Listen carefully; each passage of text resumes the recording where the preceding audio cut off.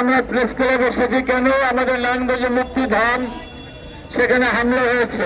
শুধু একটা না, বাংলাদেশের শত শত হাজার হাজার দরবারে মাজারে অলিয়াউলের মাজারে আক্রমণ করেছে। আমার বড় কষ্ট হয়, আমার বড় দুঃখ হয়। আজকে আমরা প্রেস ক্লাবে দাঁড়িয়েছি কি দাবি নিয়ে? আমাদের গান বন্ধ করে দেওয়া হচ্ছে। এক মিনিট, এটা কোথায়? আমরা বাংলাদেশে বলতেছি। কেন বলতেছি? গান গাইতে পারতেছি না। আচ্ছা কি এখানে আজকে বাংলাদেশের স্বাধীন দেশে আমি আমার কর্ম করে খাবে, আমার কর্ম বন্ধ করে দিচ্ছে তারা কারা? আমি আমার স্বাধীন দেশে আজকে দাঁড়াইছি কি দাবি নিয়ে?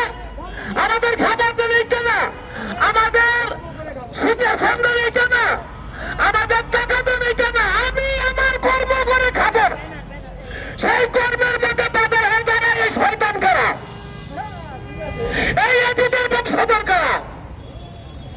আশ্চর্য বিষয়, আমরা যেখানে দাঁড়িয়েছি আমরা শিল্পীরা একটু ধৈর্যশীল, আমরা একটু সরল প্রকৃতির, যার জন্য আমরা ইচ্ছা করলেই যে কোনো জায়গার মধ্যে কোনো দাবি নিয়ে আমরা দাঁড়াইতে পারি না। তখনই দাঁড়ালাম, আমার মুখের ভাষা যে বন্ধ করে দিল, আমার গলার সুর যে বন্ধ করে দিল। আমরা কিছু সংখ্যক লোক রেড সিগন্যাল দিচ্ছি।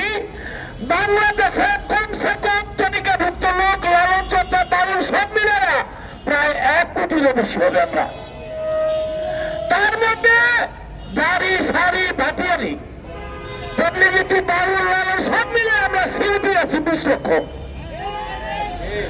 এক একটা শিল্পীর সাথে যন্ত্রিক আছে 10 জন যদি থাকে তাহলে 20 লক্ষ করে 10 দিয়ে পূরণ করেন। তার সাথে মা আছে, বোন আছে, ভাই আছে, আত্মীয় স্বজন আছে। আমরা বেশি না, 20 লক্ষ চাই না, 5 লক্ষ চাই না, 1 লক্ষ চাই না। খালি 10,000 লোক অথবা 20,000 লোক, হাতে একটা একতারা, হাতে একটা বাঁশি, হাতে একটা দুতারা, কাঁধে একটা ঢোল, সাথে একটা হারমোনিয়াম নিয়ে যদি রাজপথে দাঁড়াই, ডক্টর ইউনুসেফ জানি না আমার এই কথা আপনি গর্ব করে যাবে কিনা। ইউরোপ আমেরিকা সমগ্র বিশ্ববাসী আপনাকে জানতে চাইবে আপনার কাছে যে বাংলাদেশে এমন কি হইল, সুশীল সমাজের লোক বাউল শিল্পীরা ওরা পর্যন্ত রাস্তায় নামলো, তুমি বাংলাদেশটা কোন জায়গার মধ্যে নিয়ে ফেসেছিলাম।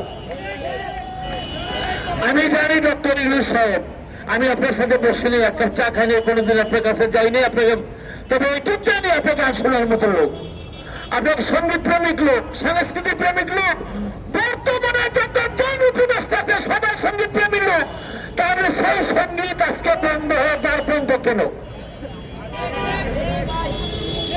বর্তমানে বাংলাদেশে কথা বললে সমগ্র পৃথিবীটা হাতের মুঠে, পৃথিবীর মধ্যে যতগুলি রাষ্ট্র আছে সব সাংবাদিক, সব শ্রেণীর লোক আপনার কাছে জানতে যাবে বাউলের মুখের ভাষা, বাউলের কণ্ঠস্বর তুমি কেড়ে নিচ্ছ কেন? অপরাধ কি হবে?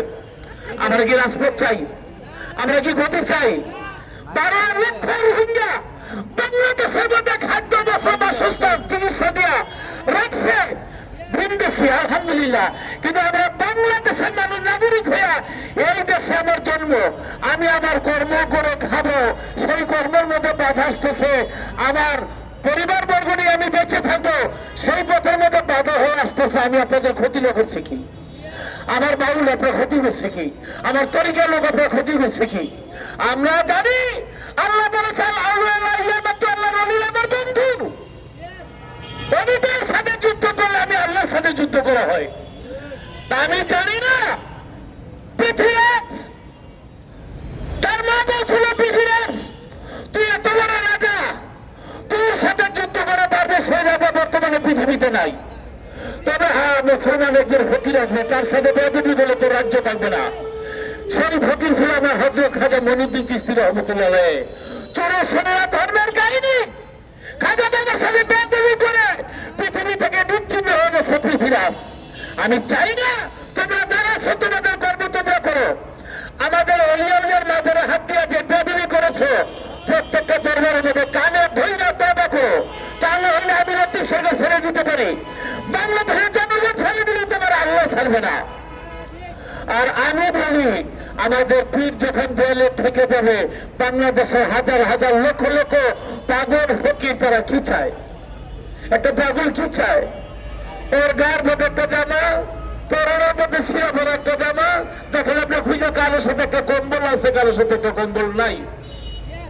ও এইভাবে রাস্তাঘাটে থাকে, ও কারো ক্ষতি করে না। জীবনে দেখছেন কোন একটা ফকির, কোন লালন চর্চা এই প্রেমিক যারা বাউল যারা একটা শুনে মারে, এরা ইয়াবা ব্যবসা করে, এরা হেরোইনের ব্যবসা করে, এরা ডাক্তারি কোনো কাজ করেছে। আপনার সঞ্চার কোনোদিন আমি পত্রিকায় এটা প্রেস ক্লাবে দাঁড়িয়েছি। তাহলে আমরা রাস্তাঘাটে থাকি, আমরা পাগল ফকির, আমরা অলিয়া মাজারকে ভালোবাসি, আমরা মনের আনন্দে গান গাই, সেই মুখের ভাষা এবং কণ্ঠের সুর তোমরা কেড়ে নিবা। এত বড় সাহস তোমাদের কে দিল? আমি বলবো যতগুলি মাজার ভাঙ্গ হয়েছে প্রত্যেকটা মাজার যেন সরকারি অর্থে নির্মাণ করে দেওয়া হয় এবং কোন মাজার যেন ভাঙ্গা না হয়। যদি হয় তাহলে আমরা কি করবো কিচ্ছু জানি না। আমার তরিকার ভাই, বাউল ভাই, আমি না থাকলে ধনী থাকবে না, আমি না থাকলে আমার বাসিয়ালা থাকবে না, একটা শিল্পী না থাকলে যন্ত্রীও থাকবে না। আমরা শিল্পী যন্ত্রী যারা আছি, আমাদের সবচেয়ে বড় অস্ত্র হইল হাতের একতারা, হাইরে আবার একতারা। এই একতারা সুর আমার সবচেয়ে বড় যন্ত্র হলো হাতের বাঁশি, আমার সবচেয়ে বড় যন্ত্র হলো আমার ঢোল হারমোনিয়াম, আমার গলার সুর। আমরা যদি রাস্তার মধ্যে বেরিয়ে আসি, ডক্টর ইউনূস সাহেব আপনাকে আমি স্যালুট জানাই, শ্রদ্ধা জানাই। আপনি বিশ্বের মধ্যে এমন কিছু করবেন না যে বিশ্বের লোক আপনার কাছে জানতে যাবে ডক্টর ইউনূস তোমার দেশের মধ্যে এই কোন অবস্থা হইলো, এখন সাধারণ মানুষ কর্ম করে খাবে, সেখানে বাধা কেন? এখন শিল্পীর কণ্ঠের সুর তুমি কেড়ে নিতে চাও, এটা আল্লাহ প্রদত্ত জিনিস। আমি চাই না আপনি এই প্রশ্নের সম্মুখীন হন।